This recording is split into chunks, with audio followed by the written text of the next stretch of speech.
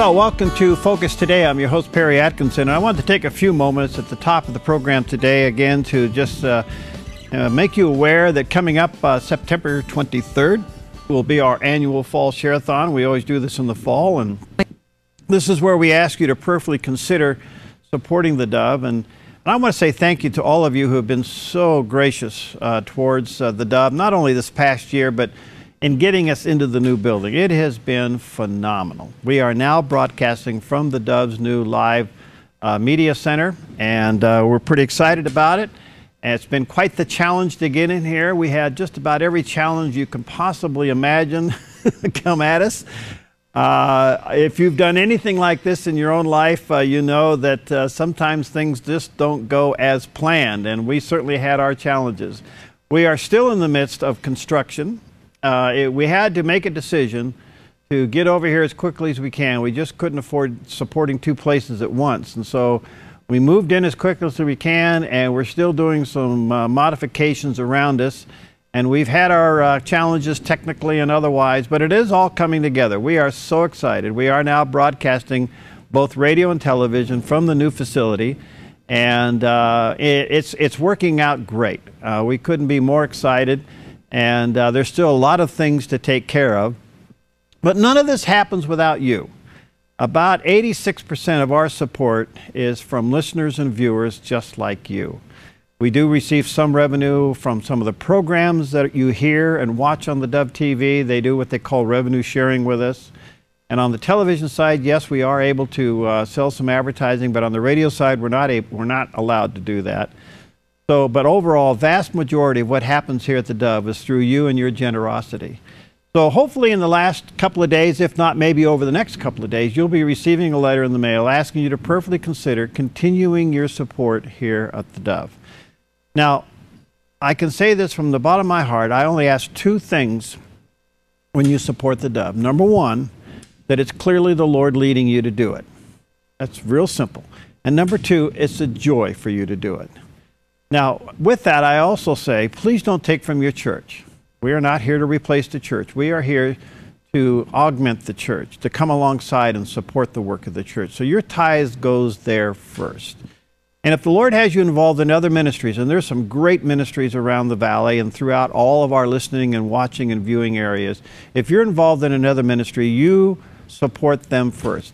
Whether it's Right to Life or Pregnancy Center or Youth for Christ or Hearts with the Mission, Foundations for Recovery, wherever the Lord has you involved, you wholeheartedly support that. But if the Lord is leading you to support the Dove, then pray about it and fill out the little card. If you got the card, if you haven't got it, you will get it in the mail. And just fill that out and send it in. That'll give us a big jump on where we are. And all of this is helping me in order to budget what goes on here at the Dove. So fill that out if you can, please, and send it back. If it's easier for you, you can do the whole thing online at the Dove website. Just go to thedove.us, and right at the top of the page, you'll see a little button there that says support or help build the wall. You can click on that.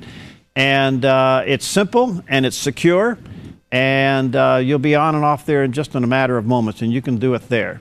But what we need to do, we used all of our extra resources and reserves to get in. It was very expensive to get in here, but we're here. We're broadcasting from here.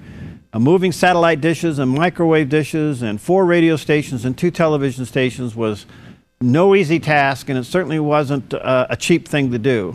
We got over 6,000 feet of IT wire we had to put in this building to make everything work, and it is now working. So all of that cost money, and all the money that we have been saving that you helped us with went into getting us into this facility.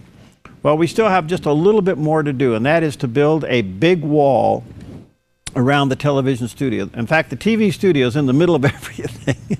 And when we're doing live broadcast, everybody has to just kind of be quiet so we can get the job done. In this building, we are so excited because we have 26-foot ceilings in here, which is perfect for what we do.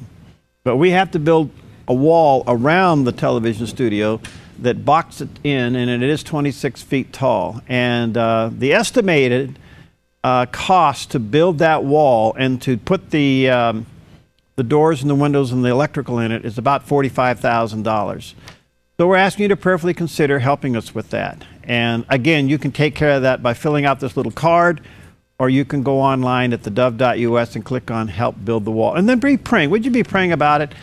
Coming up the 23rd of this month, we will, from the 23rd, 24th, and 25th, we'll take those 3 days and ask you to join the team. But it's your monthly support. I can't tell you, when I sit down to do the budget, and we sit down as a board and we look at where we are, where we're going, where we've been, it's the averaging of the monthly income that it gives us the ability to figure out what we're going to do and what God's calling us to do. And I can tell you, now that we're in the new facility, this isn't the end all. This is a tool to produce more Christian radio and television content that can be used literally all over the world. We have some networks that want what we're doing, and so they can run it on their networks.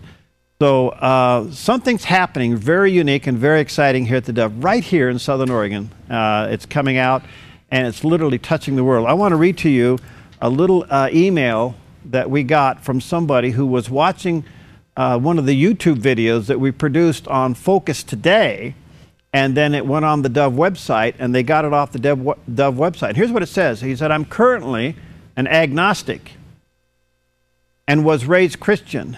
I found your Dove TV videos on YouTube. Just wanted you to know that it opened my mind to revisit the concepts and the morals on which I was raised.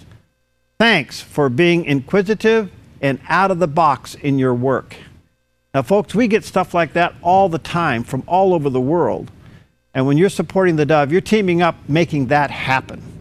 And also part of our dream is to reinstitute the student internship program, getting students in here and train them in what we do so they can go out into the marketplace and do it for the Lord as well. So be praying about the Share-a-thon coming up the 23rd.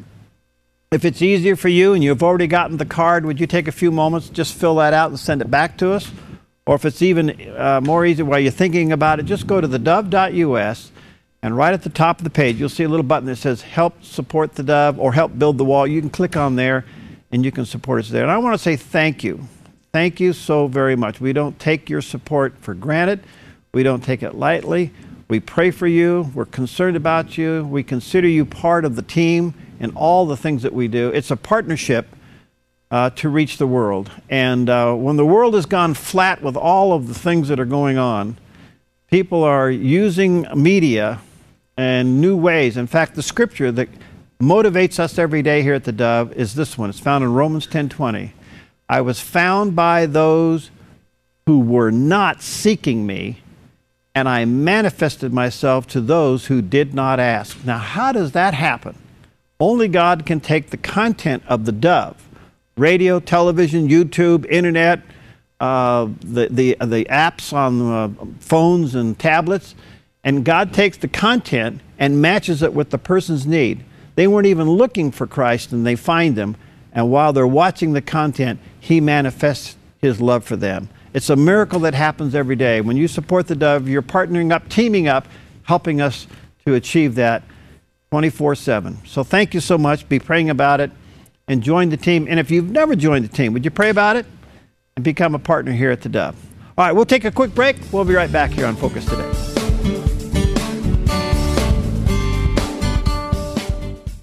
Hi, I'm Paulina, and I work at the Dove TV. Did you know that when you support the Dove TV, you have a profound impact, not only in our community, but around the world? It's your continued support that takes the inspiration and hope in the programs we produce and makes them available to the thousands of people who are watching these videos online every week.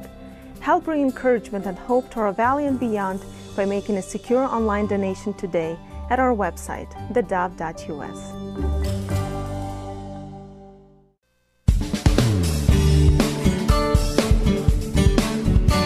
Welcome back. Delighted to have in the studio with us today Jim Yahne. He's the founder of the Tree of Life Wilderness Expedition, and we're going to talk to him about that and some things that they got going on there, outdoor wilderness program. Hi, Jim. How you doing, bud? Good morning. Good to see you. Nice to see you. Yeah.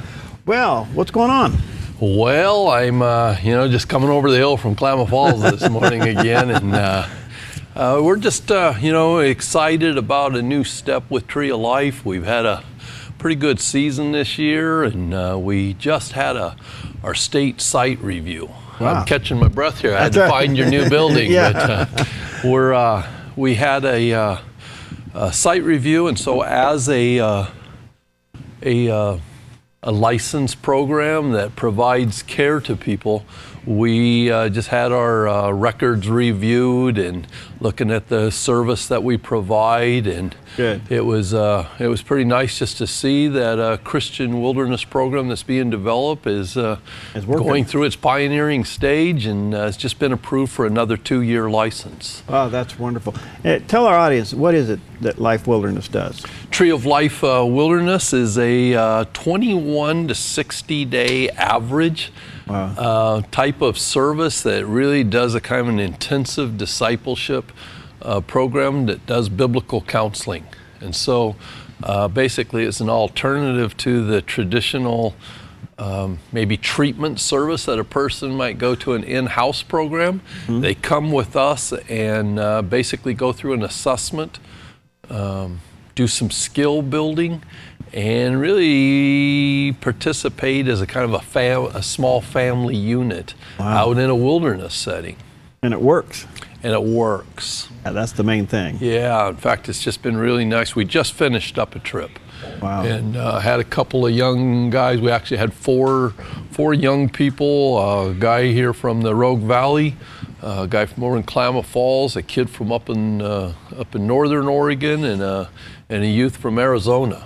Wow. And we climbed mountains and rafted rivers and just studied in discipleship walks, and just talked to the families, and both families who were pretty concerned about the direction their kids were going through are reporting that things are going in really nice directions, and they feel like the intervention that happened with their families went really well. Jim, of all things you do, what are the problem areas you target most? You know, we're kind of known as an addiction intervention program, but you know, I always like to look at that the scripture talks about that apart from faith, anything apart from faith is our sin. Mm-hmm. And so really the hard issue is, how are we separated in our faith? How are we separated from each other? And so kind of our heart of our message is the cross. It's not just a wilderness program, it's a cross program. Right. And so I would say that the issue is really about how are we reconciled in our relationship. That's the issue. That's wonderful. Do you target a certain demographic? When you say demographic, you mean? Age group? Tree of Life as a license program is a 13 to 18 age group, but I'm a licensed or certified here in Oregon at a master's level addiction counselor. And we have a social worker and medical doctor that works with our team. And so we just had a 36-year-old man who was married and had a business and had been on painkillers for most of the last 20 years and had never had more than 2 weeks without being hooked on the medicine. And he's actually celebrating a little over 4 months today. He was a trip from a few months ago, and so has had great victory in his life. And we've actually had a few different adults this year. So it's pretty much 13 and older. They have to be cleared by a medical doctor in order to participate in the program. And so we're not a detox center, but once a person has been medically cleared and capable of participating in treatment services, discipleship services, if you will, then we're ready to go for a walk. All right, good. Let me give you Jim's website. It's tlcwe.org. tlcwe.org. You may want to check that out, and he'll get you out one of these brochures. Those are printable off the website. They are. We're encouraging people to like us on Facebook. We have a Facebook page now that has some great pieces on it. Tree of Life Christian Wilderness Expeditions. When's your next one? We'll be running a trip in October is the plan right now. We're just coming home and kind of taking a break and And to check in, we're actually trying to just raise awareness that Tree of Life even exists. Right, right. And one of our big challenges is for folks to understand that we're not just a Christian camp service, but really counseling that's going on. Since I talked to you last year, we had a 15-year-old girl and lived through Christmas and New Year's out in the snow last year. Really? And so we did a 21-day trip out in the wilderness and in the snow, and had that family restored. And wow. It was pretty powerful. There was that issue was around anger and a lot of unforgiveness, and through that person being able to just be honest with their own heart and be restored in her relationship with the Lord, she was able to come back and be a part of her family and walk in newness, and her family and her school, and the counselor that she worked with has all reported pretty good results since then. So how long will your expedition be in October? That should be, like I said, it's kind of based upon individual needs. So, we can have folks who come for 20, 3 to 6 weeks is real common. 3 to 4 weeks is a pretty good standard.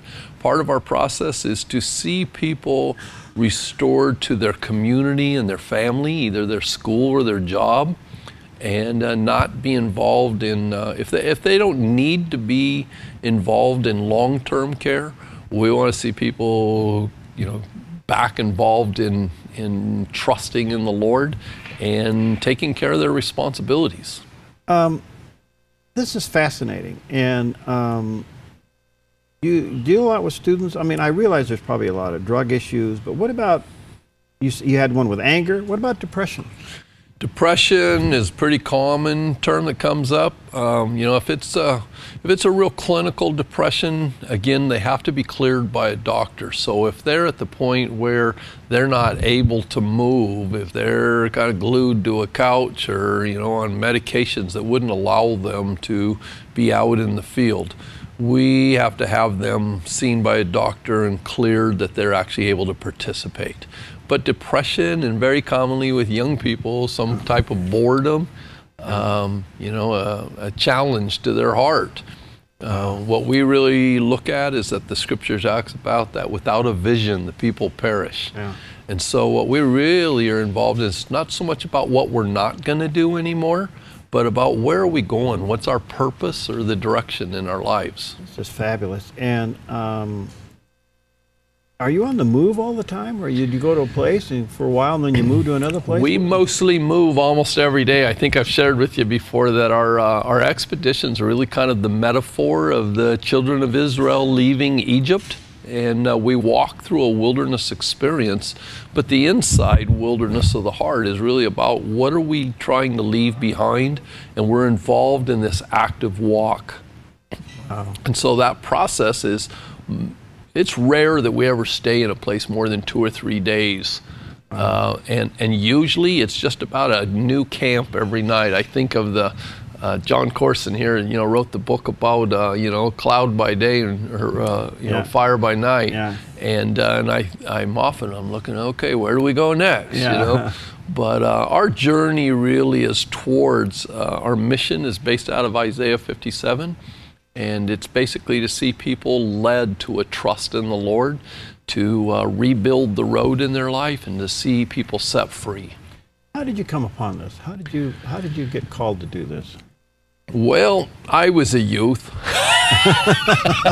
We all were once. Yeah. And I actually had a Youth for Christ group. I ended up at McLaren School for Boys when I was 16 years old. Wow. And I was probably not, in real bad trouble, but I was in enough that I kept trying to do things my own way. And so again there, instead of being able to follow direction or whatever, I was kind of pioneering then, I think, in some ways.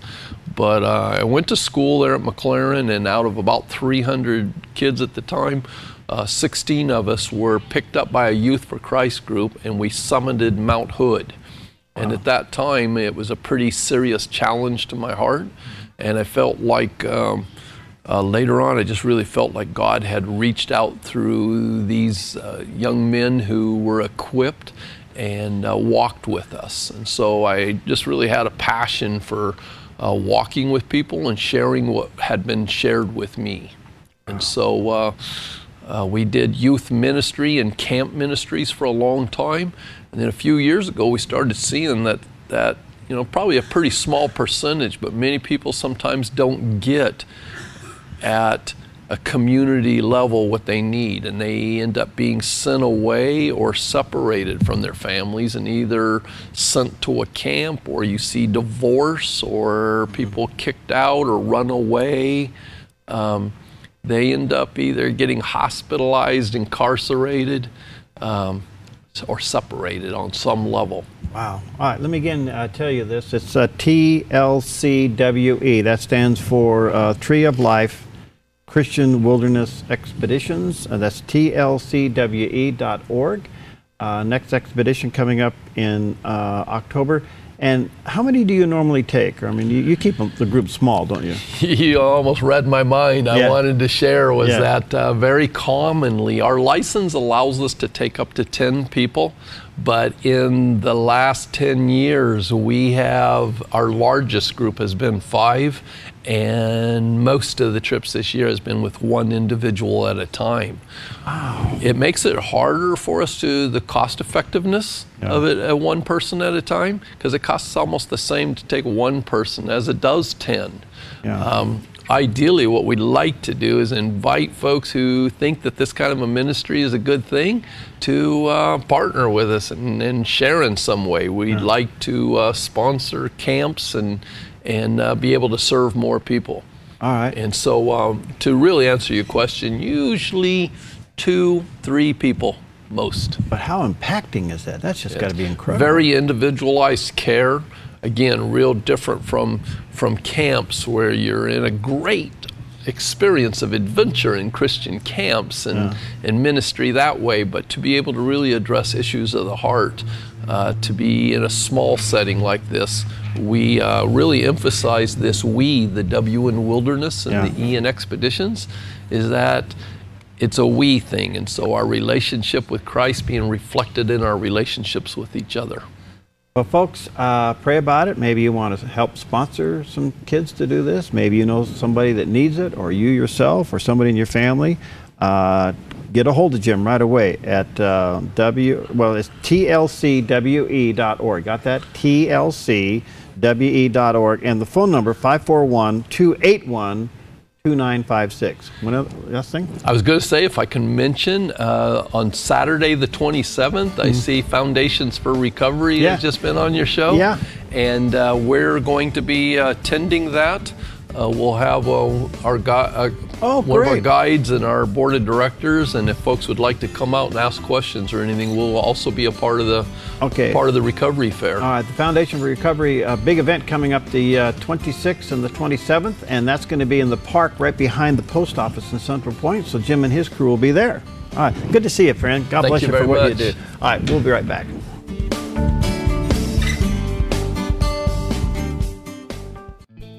Hi, I'm Daniel and I work at the Dove TV. You know, compared to Portland, Seattle, and LA, Medford might be considered a small market, but at the Dove, we're excited about the opportunity to make a big impact right here in our community. And you help make that happen. Did you know that more than 90% of our income comes from people like you?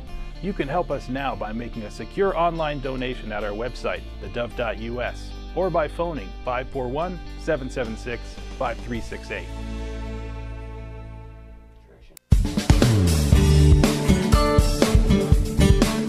Okay, welcome back. Always a delight and an honor to have with us today our good friend Bryan Fischer. He is the Director of Issues Analysis for the American Family Association and a passionate guy in all areas. And, well, he's not wearing his 49er blazer, so I don't know if it's a good sign or not, but the season is early, Bryan. Well, that's right. And the Niners looked good their first weekend out. And unfortunately, my Stanford Cardinal lost to USC on Saturday, so I thought I'd give the Oregon Duck fans and your listening audience a break and not sport my Stanford colors today. That's okay. We can get you counseling. Don't worry about it. How you doing, my friend? Good to see you.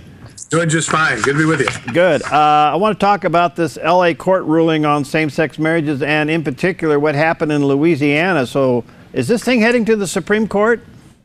Well, I think it's inevitably headed for the Supreme Court. I think it's going to have to wind up there. And one of the things that's significant about this ruling by this federal judge in Louisiana is this is the first federal judge now, the first federal court that has issued a ruling that has some kind of binding legal effect that actually upholds a ban on same-sex marriage. You've had district court judges that have done it, but you've had this virtual, unobstructed run of activist judges who have overturned bans on same-sex marriage in one state and one court after another. I mean, it was like 19 in a row.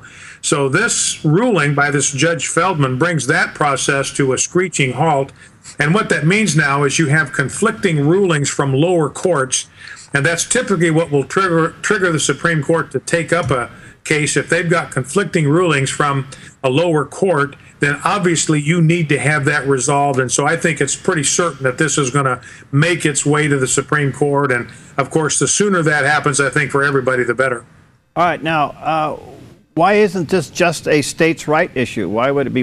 I mean, could the Supreme Court say, hey, you states do what you want to do with this?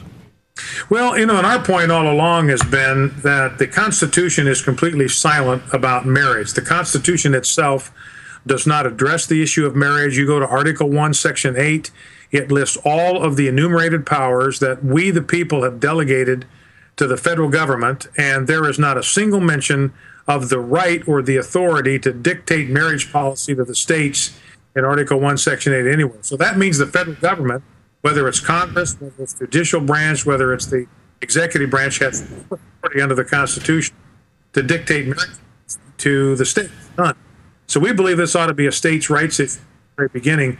And the interesting, in the ruling that was issued by the Supreme Court in the DOMA case last year, they said historically in the United States, defining marriage has always been a matter for the states to decide. So all of these federal courts that have issued rulings overturning bans on same-sex marriage have actually been defying the ruling of the Supreme Court in the DOMA, the Windsor case. And so we are hoping when this case makes its way back to the Supreme Court, that the Supreme Court will uphold its own ruling in Windsor and say this is an issue that belongs to the states. And in so doing, they will uphold the Constitution in every state that has protected natural marriage. All right, so that forces the states then to define their own constitution as to what a marriage would be. Now, were you aware of what happened to us here in Oregon? Were you aware of that mess? Well, refresh my memory. Well, the people passed it fairly substantially that we wanted to define marriage between a man and a woman.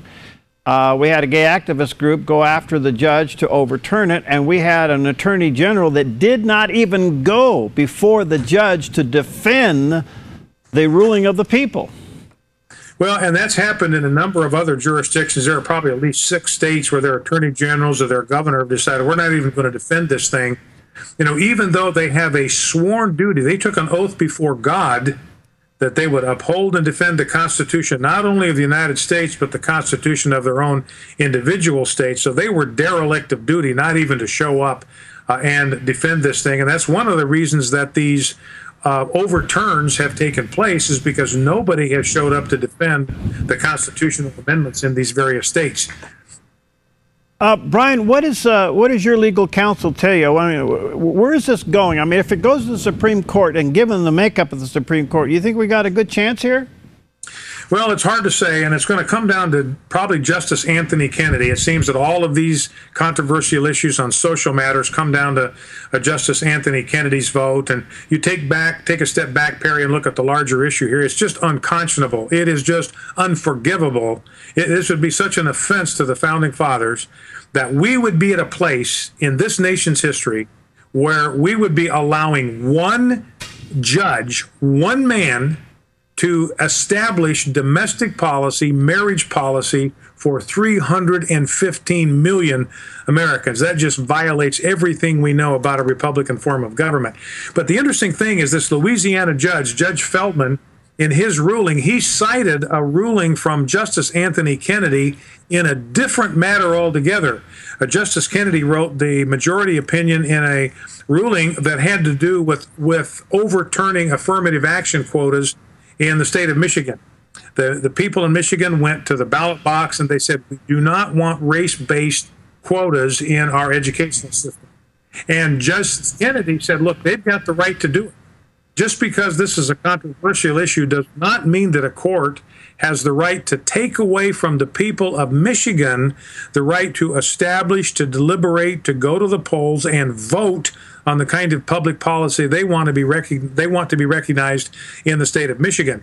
And Justice Feldman quoted extensively from Justice Kennedy's own ruling upholding the right of voters in individual states to settle these public policy issues at the ballot box. And so I think Justice Feldman was deliberately targeting his ruling at Justice Kennedy and saying, hey, Justice Kennedy, if you were looking for a basis to uphold your own ruling in Doma and Windsor, here it is. I've laid it out for you in your own words. So if Justice Kennedy issues a ruling that's at all consistent with the ruling he made in the Michigan case, then all of these constitutional amendments in Oregon and every other place, where I think in Oregon it was like 57-43, so it's pretty decisive. Like you say, even in a liberal state, 57% of Oregonians said we want to protect natural marriage. I know in Louisiana it was like 78% where this judge issued his ruling. So if Justice Kennedy is consistent at all with his own rulings, his own written opinion, in what's called the Schuett case, that was the affirmative action case in Michigan, then these constitutional amendments will be upheld. They will be reinstated, and these 31 states that honored natural marriage, protected it in their state constitutions, those constitutional amendments will go back into force. And that's, of course, what we hope and pray is the outcome. Wow. So when do you think this may all occur? Well, I think the Supreme Court is going to realize that they're going to need to take this up fairly soon. I wouldn't surprise me to see them accept one of these appeals in this coming session. 32 states have sent an appeal to the Supreme Court. Please settle this issue. It's leaving us all in limbo. It's very uncertain. It's making it very difficult for us to craft consistent public policy in our states. So 32 states have appealed to the Supreme Court. Please take this up. Please resolve this issue. We signed a letter from a lot of pro-family organizations making the same request.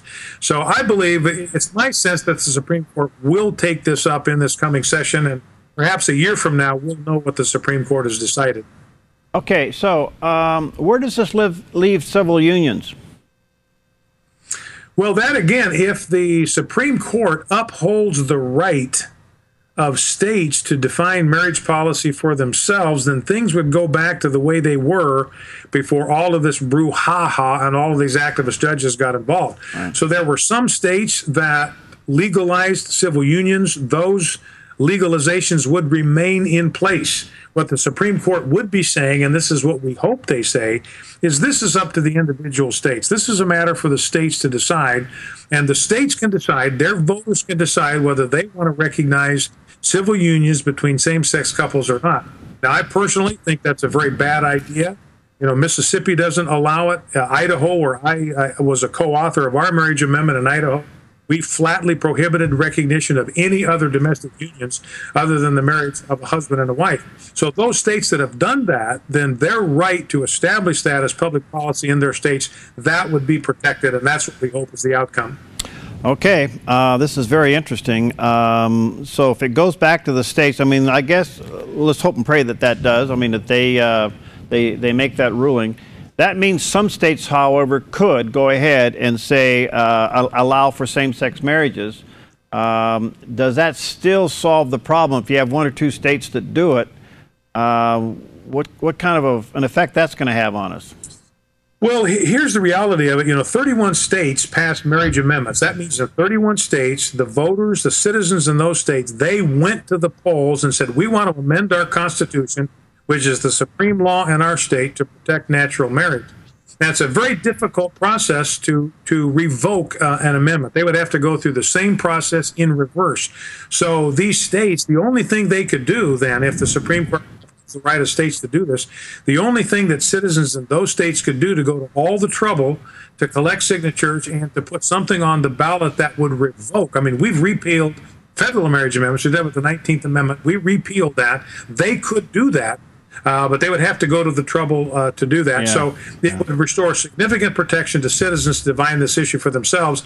And then states could decide. I believe states have the right to decide whether they will recognize marriages or civil unions that are formed in other states, because there's Supreme Court ruling that says, look, no one state can dictate public policy to another state. So we should get back to a place where states would only be forced to accept same-sex unions that were formed in other states if their own state marriage policy allowed for that. And that's the way it ought to be. Well, thank you, Bryan.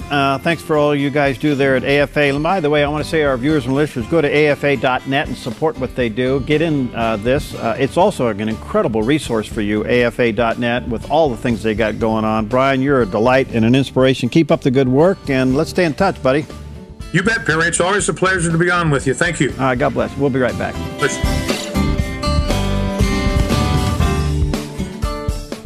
Hi, I'm Paula, and I work at the Dove TV. Every day we get letters and emails from people who've been encouraged, blessed, and challenged by the programs on the Dove TV. But we couldn't do it without you. Did you know that more than 90% of our income comes from people like you? You can help us continue to bring inspiration and hope to our community by making a secure online donation at our website, thedove.us, or call us at 541-776-5368.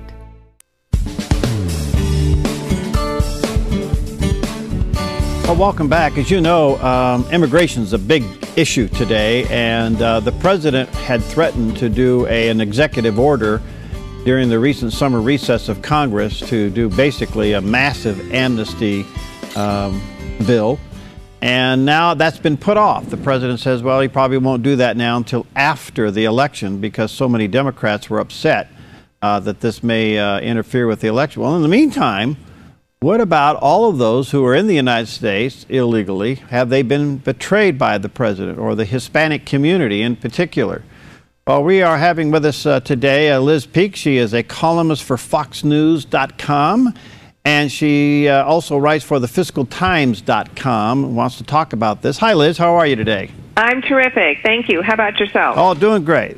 Thanks for your time. I know you've got a tight schedule. Well, are you surprised that the president kicked the can down the road on this one?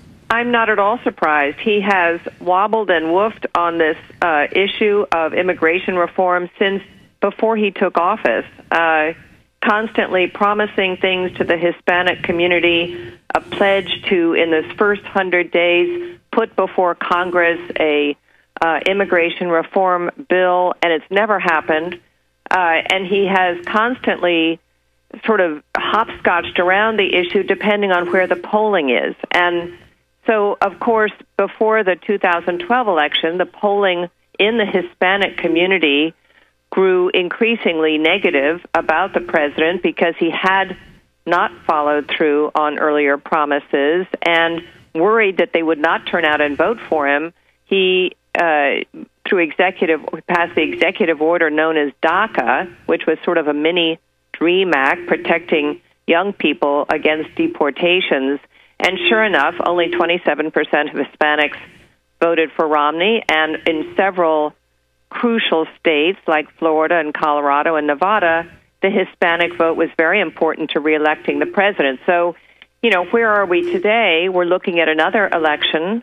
Hispanics are increasingly furious with this president because, once again, he has stalled on pushing or putting his personal capital behind an immigration reform bill. So once again, he promised to pull a rabbit out of a hat and do an executive order.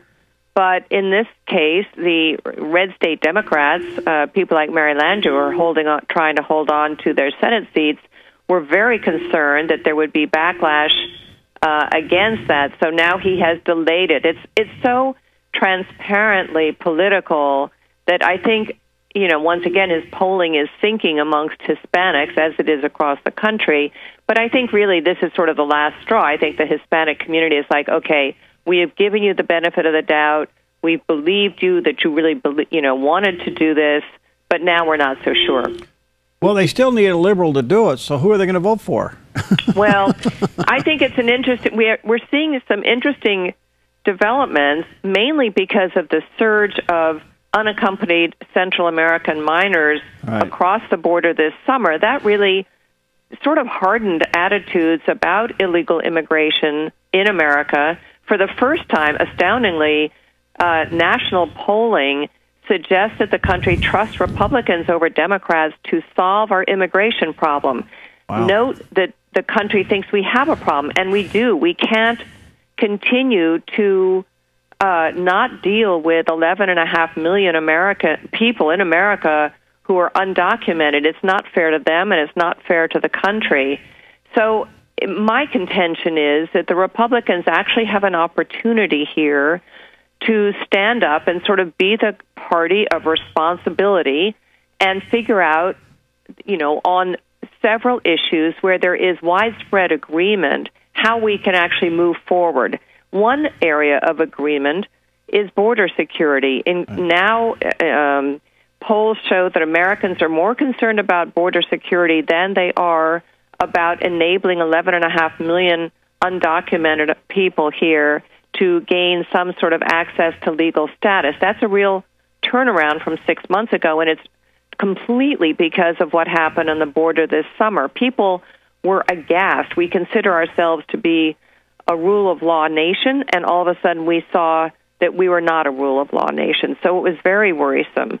I think Republicans could present a better plan for border security. I don't know if you guys are familiar with James O'Keefe of Project Veritas, but he has put up in recent months 2 videos, one of him crossing the border with Mexico dressed as Osama bin Laden, unapprehended, walking all the way to I-10, just to prove a point that basically even someone who looks just like Osama bin Laden could enter our country.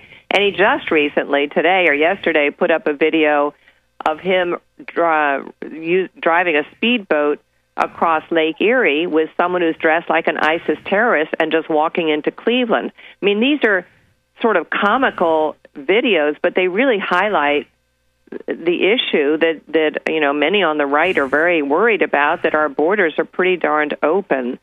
So that's one issue where I think Republicans could sort of take the mantle of responsibility again and put forth a proposal about that, how to make it more secure. Liz, I think everybody is agreeing exactly with what you're saying. The problem is we don't seem to be seeing or hearing anything coming out of Republican leadership on this issue. I totally agree with you, and it would be nice. After the 2012 election, Republicans really did some soul-searching about, we can't ignore this community as the fastest-growing voter bloc. I think they also should be reminded that it's not just that the Hispanic community is growing so fast. It's that young people in that community are the biggest part of it. That's up 43% in the last 4 years or something, eligible young voters who are Hispanic, who identify as Hispanic. Those young people are not politically committed. They are open, they're open to suggestion at this point. If Republicans have a whit of common sense, they will go after those voters, and they should do so. Excuse me, what is that young Hispanic voter looking for? Are they okay with a closed border? Are they okay with not having a blanket amnesty issue? Well, it's a good question. As I'm sure you have seen, polling in the Hispanic community does not put immigration policy at the top of the pile. It puts jobs and the economy. Like young people of all races or types, Hispanic young people don't have jobs, and that is a very, very paramount concern. So, I think the president has not done a good job of convincing the country that that's his number one concern. I think Republicans really blew it in terms of giving out that message in the 2012 election, because literally there has not been a month in the last 6 years where that was not the number one issue of concern to Americans. So that it has not been addressed really by either party in any sort of convincing way is sort of appalling. But anyway, I would say that, and education is also extremely important to the Hispanic community, and hopefully young people share that. I haven't seen polling that segregates young people versus the community as a whole on education, but I'm sure it's right up there. And I think, yes, I think they would also like to see amnesty, I think, is the wrong word. I think what the Hispanic community wants, although people on the far left might describe it otherwise, I guess, but I think a path to legal status, that's what I keep talking about. Yeah. And I think most people would agree that that is a reasonable objective.